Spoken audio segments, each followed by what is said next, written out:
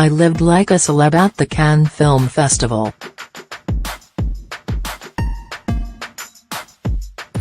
Call it glitz, call it glamour, call it good old razzle-dazzle, but there's nothing quite like film festival star power.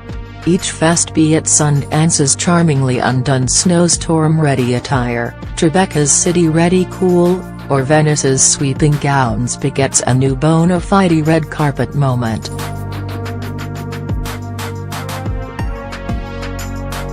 And every time, there's one player who breaks out. She has the perfect dresses, the best looks, and that certain magic around her.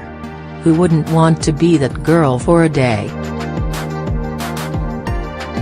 I had my chance this spring when I was invited to the south of France during the Cannes Film Festival's 70th anniversary festivities by the boutique fragrance brand The Harmonist. If Sundance in Park City is the VMAs of festivals, where even the most VIP attendees stay in ski-bum bunk beds and dip out to the slopes between screenings, and Venice is the Oscars, with George and Amal Clooney still reigning supreme from their Lake Como pad, Cannes has found a comfortable middle ground as the Golden Globes, still elevated, but with a whiff of accessibility.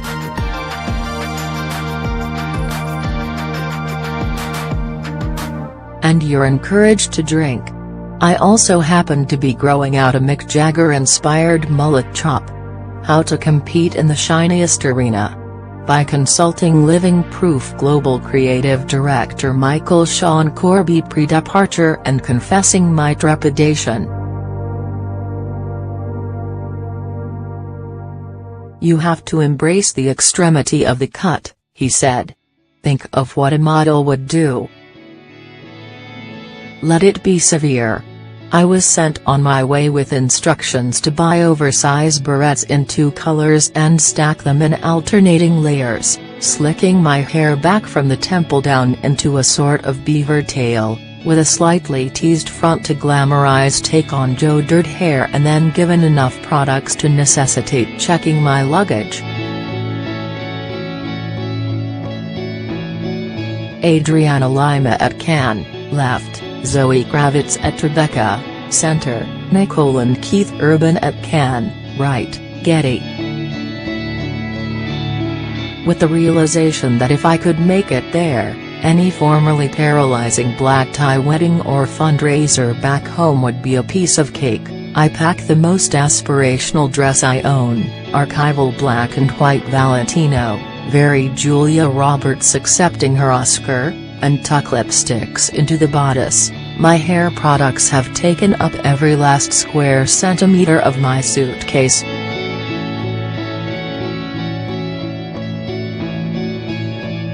The adventure starts at JFK, where model Coco Roca and her Insta-famous toddler are loading into my very civilian flight.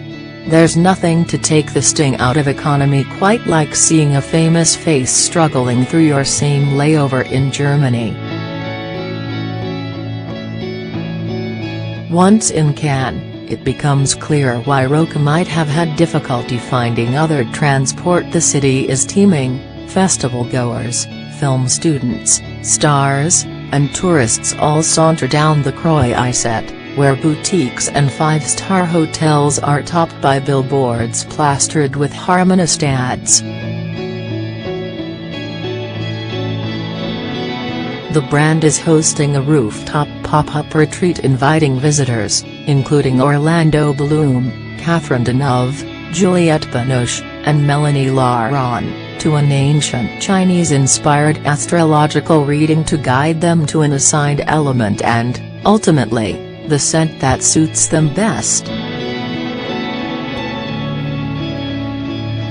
After divining my element, what a reassure, their feng shui consultant sets me loose to sniff my way to my preferred option, guiding water, a combination of notes of watermelon, jasmine, white musk, and pink peppercorn, a yin element meant to help me hone my networking, to which I am traditionally fairly allergic, and turn on the charm.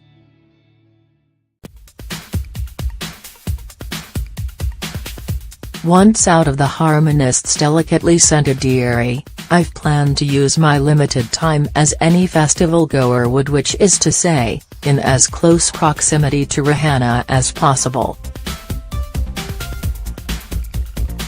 Luckily, she is hosting a galactic-themed party at the very chic start time of 11 p.m. with the Diamond House Chopard, for which yachts carrying legions of models, led by Kendall Jenner, have already begun circling. I'm set with a carefully smeared smoky eye, pulling clear gloss over a mix of black and brown kohl to make it look modern, a tip picked up from makeup artist Derry Barber, and sparkles, veering more toward Claire's than Cartier, a stark white Wes Gordon dress, and the assurances of my hosts that no one in Europe even thinks of eating before 10 p.m, so I should show up well after midnight.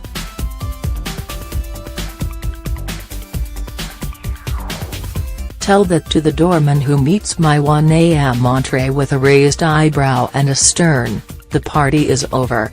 I tromp home, stilettos in hand, and run into a dejected-looking Jeremy Renner in the elevator. Perhaps he was also too late. The next morning, as I survey an open-air flea market, I see Coco Roca at nearly every turn. She has become my festival mascot, both of us seemingly without anchor but determined to make it work. Bliss. My email pings with an alert from Elle's kind entertainment director. I can have her invitation to the Netflix red carpet black tie screening of the Meyerowitz stories, new and selected. I pick up colorful hair clips, pin my hair just as Corby recommended, and skip the red lip in favor of a Sharon Tate-inspired matte pink and all-over gleam, heavy on highlighter and lashes. Mustering all the positive energy I can get, I spritz on guiding water, hoping to channel any of the socially attractive vibes the scent could assist me with. Zip up my Valentino, throw back my shoulders, and make my way to the theater as a bleacher full of cameras flashes away and until security dead arms me at the entrance. I've arrived at the same time as the cast and am unceremoniously directed to the back of the step and repeat as the director, Noah Baumbach, his girlfriend, Greta Gerwig, and star Adam Sandler make their entrance. Safely ushered to my seat, I survey the ticket holders around me, not exactly as glamorous as I'd dreamed, but almost. The audience seems like a combination of prom-goers and extras from the golden days of cinema. Delighted, I settle in. Michelle Monaghan at Sundance, left, guiding water, a yin element, promises to help me hone my networking, to which I am fairly allergic, and turn on the charm, center, Bella Hadid at the Amphar Gala at Cannes, right. Getty Matt Hayward plus Dave Bennett plus. The after-party is in a beautiful villa outside of town, where, I learn, the most glamorous fates are, and is initially less star-powered than industry-heavy. Until Tilda Swinton arrives.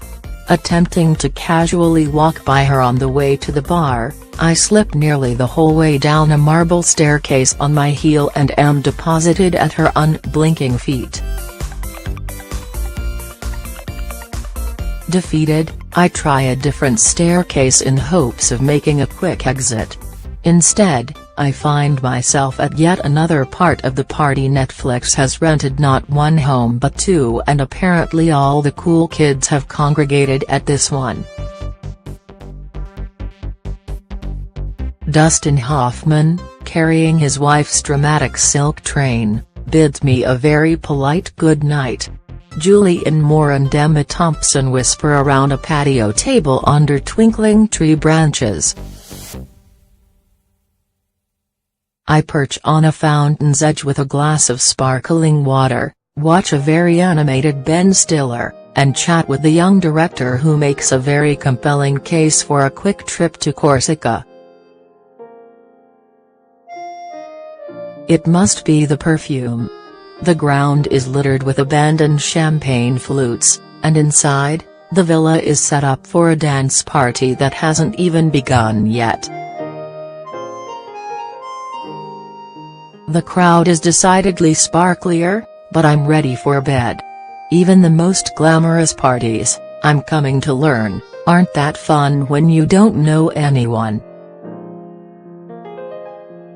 Back in my hotel room, I hang up my dress, scrub my face, and scan Instagram for the startling perfection of Elle Fanning and Elizabeth Moss, both blooming on red carpets separate from the one I attended, but so close.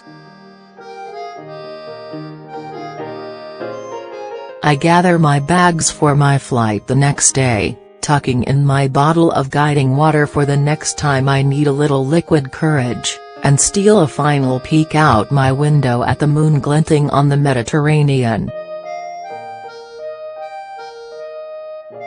Maybe the same moon Kokaroka is looking at from her hotel room.